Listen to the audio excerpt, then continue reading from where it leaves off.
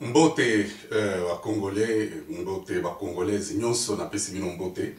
Soki na ye lisusu koloba ezali makambo parce que tozolo waka makambo ya actualité.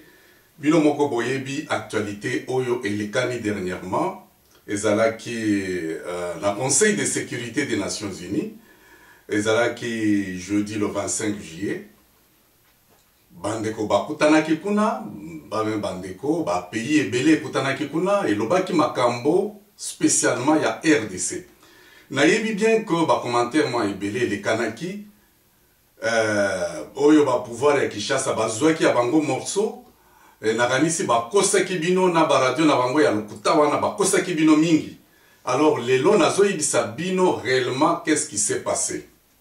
Alors ezalaki réunion moko monene ezalaki sur la houlette ya mwara ya États-Unis na John Kerry, secrétaire d'État américain. Bon convokaki makambo wana po na RDC. Bamboka nyonso presque beleza ikuna ba Luxembourg, ba Togo, ba Azerbaïdjan, ba Chine, Pakistan, ba Corée du Sud, ba Soudan du Sud, ba Maroc, ba Mozambique, ba Australie. Donc, ba pays et belé, ba Union européenne, bezalaki kuna, ba Belgique, bezalaki kuna, ba Tanzanie. Donc, ba tonyonso, c'est supposé que ba tonyonso ba yebi situation ya RDC. Na ndenge bazaki koloba, la kisaki ke balanda la situation wana ya RDC. Alors, pour nini ba convokaki réunion wana.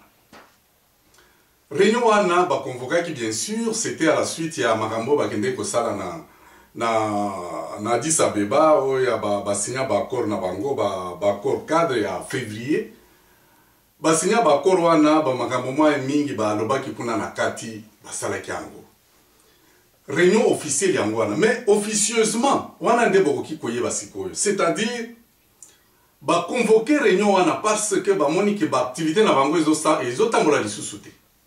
Ezotambola lisusu te, ba minere bandi ko kende kuna lisusu te, bon ba makambo ebele e bandi ko salema te. Nde balobi non, esengeli po tozo ba minere po to ba industrie na biso banda kotambola. Il faudrait to libérer RDC. Donc baza lokola bato moko boye comme na yebisaka bino que ba dictateur nyonso. Ceux qui ont monné kaka dictature a bandi ko céder muke. Ne pensez pas que c'est à votre avantage. Ezan des avantages naï. Moyibi soki ayibi biloko moni abandi kukima mbango bon po charge wana esa aboaka kabiloko mosusu. Tango bozo se disputer na mama mosusu ya zoki.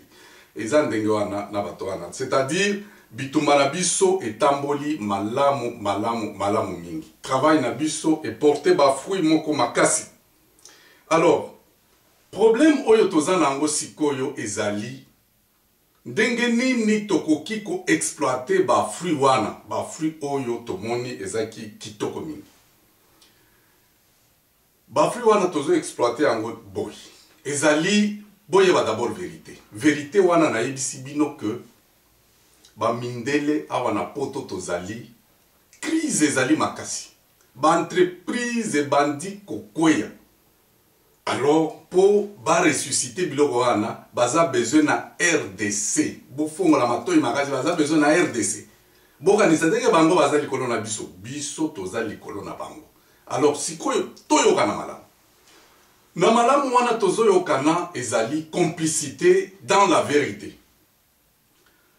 Boye bibino moko que soki osalaki likambo. Admettons le problème, prenons même le problème des viols. En flagrance délit. On a attrapé quelqu'un, un homme, une femme en flagrant délit. Yo, tata ya mwana na yo a mwasi, ba violé ye avec des preuves, au mimi ye tina tribunal. Comme il connaît le que voilà, ma fille, ainsi de suite, ainsi de suite. Bah, comme il s'y connaît fille, ezandenge ni nezaki marasa lebi, non, c'était avec consentement. Nazo comprendre te père bilo azo ibisanga donc eza nga nazo ndima makambo père azo lobate wana za mobali nanga mais yebisanga sikoyo yo za soki na 18 ans zo tanga ozo fana na ndaba parana. Donc vous voyez bien que ça veut dire quoi? Ça veut dire que ceux qui ont lingi avocat défendre yo il faudrait commencer par ne pas accepter l'infraction. Parce que ceux qui ont lobby, que non, ils ont nga sala ki bongo, mais avocat ko sala ni lisusu. Donc monique au BBC ba makambo ça. Alors makambo tozo sala ezali complicité pour biso peto zo boule. Ceux qui toye ba boule oyote, mais to linga ki to zala batote. Alors lokola toyebi bango boule wana nde il faut to tambola nango malamu. Bato wana tango bakutanaki bamonaki biso bayuma. Bamona biso vraiment ba vrai bayuma. C'est-à-dire balobi que non makambo ba signaki na Addis Abeba, donc il faut tout banda respecter, donc il faut respecter à la ligne ba makambo wana. Les kambote tondimi yango parce que ba makambo mususu bezaki una rati mais ezaki na ba ma petite chose là où ils en a ba makambo wana ya kolwana. Balobi lisusu que non, il faut tout bandasiko pour respecter le peuple congolais. Et plutôt respecter souveraineté naïe. Bango moko bazolo ba bongo ezali makambo ko inventer te eza makambo biso moko toyoki. Ba pays nyonza ne kutani lobi que non, siko to banda ko respecter ba congolais. Ya RDC ba Zaïrois to banda ko respecter bango. Balobi que mais même ceux qui tozo respecter bango mais avenir ya mboka na bango eza ya bango biso to ko kotela konate. Balobi lisusu nini balobi que non M23 ezali kopesa biso distraction ezopesa communauté internationale distraction. Donc M23 ezali eloko moko eza na tina te bino moko pe bomonaki ba makambo wana ba unité armée na Monique 20 000 hommes sur place na problème aussi que vous comparez kaka na Mali mboka moko kaka France a envoyé biloko metiko to ba élection au Salem. Donc, en peu de temps, on a pacifié ce pays. Mais il y a biso 20 000 hommes. Est-ce que la France avait envoyé 20 000 hommes dans Mali? Pour connaître, bon, il y a une complicité. C'est quoi complicité? Ndesi koyo biso, so ki toyokani malamu, ngai nazali awa na bande komo susu tozali awa. Ba minde to si to kangi bango vrai na kingo. Si koyo ba ko bima lisusu te. Oye maloba babimisi eza lokola oyo Kabila abimisi alobi ke dialogue soki ni makambo wana kokendela ye nyonso yango wana tozokende malembe. Alors sikoyo na makambo wana oyo bazaki kuna na ONU na Nations Unies balobi ke non bon M23 bopesa ye lisusu mandoki te bon basi bayebi ke ezali Rwanda azali kopesa ye mandoki balobi non c'est fini embargo. Kaka bango moko. Balobi non, Banque mondiale sikoyo, il faut Banque mondiale au fond la ba caisse na yo, au banda kopesa RDC ba mbongo, comme ça, bazala bien. Voilà là où il y a encore un piège. Bo fongo la matoi, ba mbongo la ba kopesa ba miyibi, et puis, bon, tozo ki de malembe. Et puis, ba mboka nyonso wana, ceux qui ezaki sans, ceux qui boni, ba français moko etoka ki kuna moyen te, balobi que non, nous devons accompagner la RDC dans ses efforts. Des décisions, Bazora. Nous devons l'accompagner dans ses efforts. Efforts, ni biso to salate. Tant que tozai ko sala ba marcha wa, muja bazo boma biso kuna bazo boma biso. Est-ce que bazai ko tala biso? Bazai ko mona ke tozo sala ba biloko. Tozo kende ba memo boni to déposer. Ba marche boni to déposer. Bazai ko mona te. Si quoi bah moi non bah effort maintenant nous devons accompagner la RDC dans ses efforts mais voilà ndenge bande na biswana banda ki ça. Alors biso moko boyebi que Kabila zaki ko boma Joseph Kabila wana azoboma asala complicité na batonaye boyebi na mutoyo baye kotinda na kuna na CPI banoma ye ba soki ba généraux ba miyibi les tueurs les assassins azo nommé bango ba mosusu azo couvrir chebe yakewa ama tongulu bakewa il est en train de toujours donc voilà mutuana bazolo bakeno mutuana azali un acteur fidèle voilà encore problème moko oyo eyaki kopesa biso kanda makasi balobi que il faut ba soutenir Kabila parce que Kabila c'est un acteur fidèle qui est engagé dans la coopération de la paix dans la sous-région. Atabi Komoko. Kabila est un acteur, Moko Malamu. Pourquoi? Parce que il est parvenu, il y a ce qu'on appelle mécanisme de suivi, où il y a Korwana Basala Kikuda. Mouyibi, Babandi pour féliciter. Tozo Kende Malamu, Biso Tokolembate. Bino Boyebi bien que Mutoyo Kabila Azali Moyibi Moko Munene, Azali Mutumoko, Musala Naye Ezali Koboma, Musala Naye c'est violé, Musala Naye Ezali Kovolé, Musala Naye Ezali Kosala Makamonyo Samabe, Azali Mutumoko, il est incapable de protéger les limites du territoire national. Batoana Tozana Bango, Kabila comme trafiquant, Azoteka uranium, dans le pays voyou. Azali kosala ba makambo moko ya mabe exact aza coopérer na bato ya Hezbollah ba minéré ba diamant ba or biloko wana ba comptoir tondi Kabila biloko wana il sera jugé na toko jugé ye toko yeba nini toko sala na c'est voilà pourquoi nazo senga ba congolais bozo akaka papier na bic bobanda konote mabe nyosa mabe muto ya sala kio mabe muke oyebi komo na ye oyebi date ozwi ba témoin sur place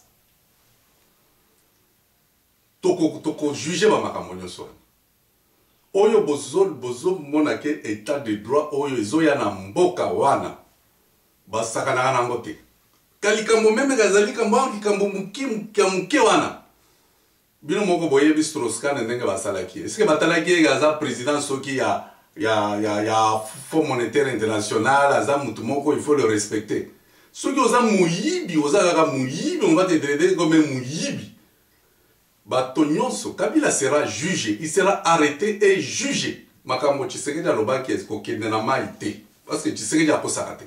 Il sera jugé, il sera arrêté, jugé et condamné. Ayeba makambo wana parce que il n'aura pas de temps vraiment pour la voyoucratie. Na bawe basi bakofi, que ce soit musée, il sera jugé. Jugé, condamné na tom na wana to tibache makambo di seki kozali susuté oya président ye Mobutu ce sera le même sort donc tant que tozo que dans l'état de droit on va condamner les gens même ceux qui ont commis déjà na ba 80 ans 90 ans makambo wana batala ka yango te bino moko tozali awa to mona ndenge bazo juger ba crime ya kala ba juger kango siko na makambo ya Yougoslavie bino moko boyebi ba makambo na ndango elekalaki. Alors tozonga nano na ba makambo oyo basi balobaki makambo ya Nations Unies wana. Na yebisi bino ke victoire ezali ya biso. Bato wana bakutanaki babandi bango moko ko se compliqué bango moko. Oya lobi discours ya boye lokola ba se consultaka te. Oya lobi boye babandi ko se contredire. Bazo se contredire ndenge nini? Parce que la cité va pays était particulièrement. Kozali va pays monko et trouvé que non, le problème na RDC ezali problème politique. Ezali problème politique. Ban mosusu bazolo bakete ezali a problème politique te. Non, ezali problème ya ezali donc, vous avez que un problème, il y a Mandou qu'il faut, donc il faut augmenter les militaires, ceux qui baillent belé, le rôle à ceux qui résolution 2098, on a basala qui bazo tinda brigade spéciale. Balobi que non, il faut toquer na Mandou qui va nous voir le problème il y a RDC c'est un problème à Mandou qui c'est un problème politique. Donc, complication, basali discours, bazaki koyo kanate, vande mon abiso. Mais biso mongo siko tozolo banini, biso ba kolo siko yo mboka. Na mboka na biso tozan, problème tozan nango ezali politique te, ezali militaire te. problème wana ezali kaka co-respecter kaka. On a besoin tout simplement de respecter makambo elekana qui le 28 novembre 2011. Et si biso toza na ba problème politique, toza na ba problème militaire, makambo nyonso na bazosala makambo moko ya lokuta. Donc voilà, biso na bino kuna tozali sikoyo bomoko, bokomona sikoyo makambo ndenge etamboli, ikotambola parce que sikoyo baye ko fongola bango moko ce qu'on appelle la boîte de Pandore. Bah, comme on a si que les Congolais ne dorment pas. Alors, comme on a dit que le problème nabiso ezali ya ndenge wanate, nous disons que tout simplement le problème nabiso ezali ni politique ni militaire. Et ça problème tout simplement il y a co-respecter ce qui s'est passé en RDC, mon coloana basalaki ba élection. Alors, tango bazo zuwa Kabila wana Joseph Kabila bazo tiaye wana. J'oublie que Kabila wana c'est le problème. Problème muyibi, tout ce qui a muyibi, na bato bazo entouré baza ba miyibi. Donc bon moni que bazo sala biloko moya ba miyibi, ba muivi.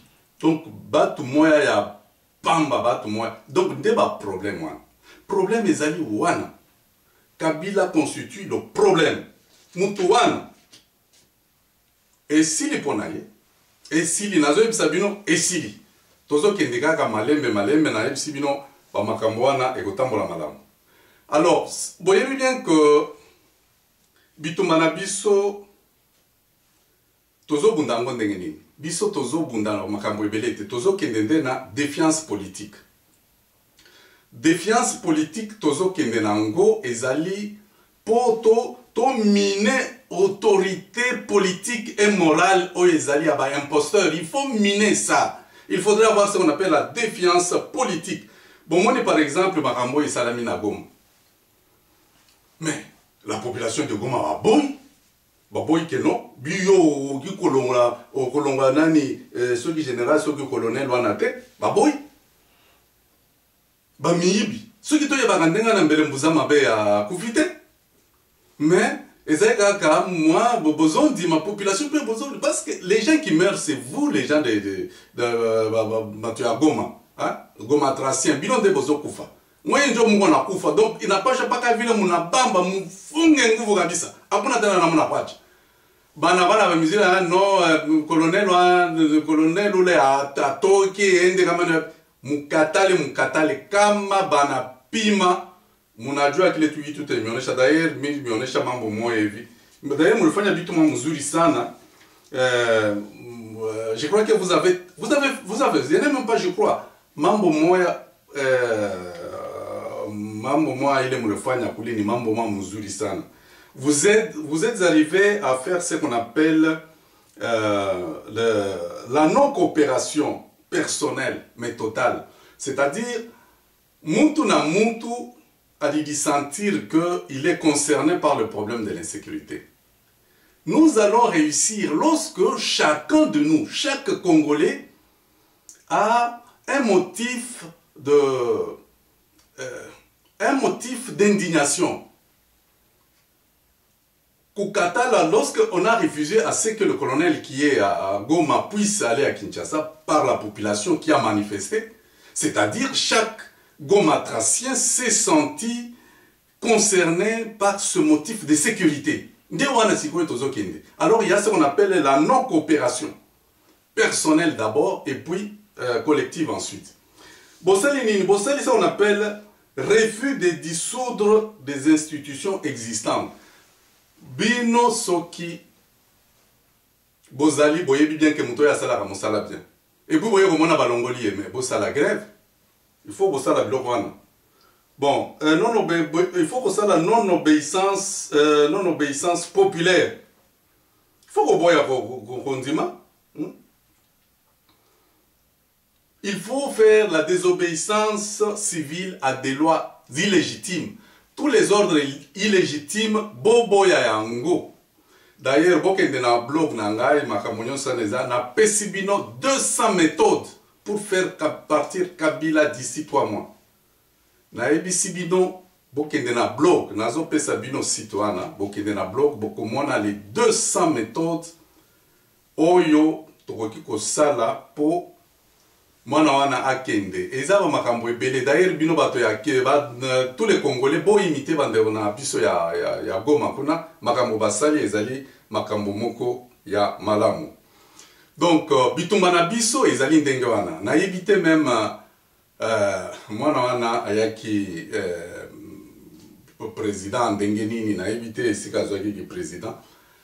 Soki bomoni mutu azali na elongi na ye ezali mabe, botala même photo moko ana azaki koseka lokola mutu moko amelaki masanga. Pasteur moko ayebisi ngai ke vraiment effectivement pose oyo nde vraiment pose ba Satan bazalaka nango. Donc c'était donc abimisaki mino oyo babimisaka ba Satan ba miyibi ba bomi de geste wana photo wana vraiment ezaki muto ya kangaki photo wana vraiment merci beaucoup. On lakisi vraiment muto bomoni même dans les chefs de l'État. Omoni dans des pays où il y a les élections ba chef de l'État bazalaka ande na batombonko.